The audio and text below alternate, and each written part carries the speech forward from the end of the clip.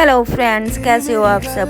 आज मैंने बहुत दिन के बाद कुछ स्ट्रॉबेरीज हार्वेस्ट की है। कभी तो बंदर नहीं छोड़ते और कुछ गलने भी लगी है। स्ट्रॉबेरीज में कौन कौन सी खाद की ज़रूरत होती है मुझे नहीं पता, शायद उसी वजह से यह खराब होने लगी है। और अब इनको कीड़ा भी खाने लगा है। इनको सही करने के लिए इनमें कौन सा स्प्रे करना पड़ेगा, प्लीज़ मुझे कमेंट करके बताइए। ये देखिए इसको कैसे कीड़े ने खाया हुआ है। अगर आपको मेरा वीडियो अच्छा लगा, लाइक कमेंट शेयर ज़रूर करें। Bye bye.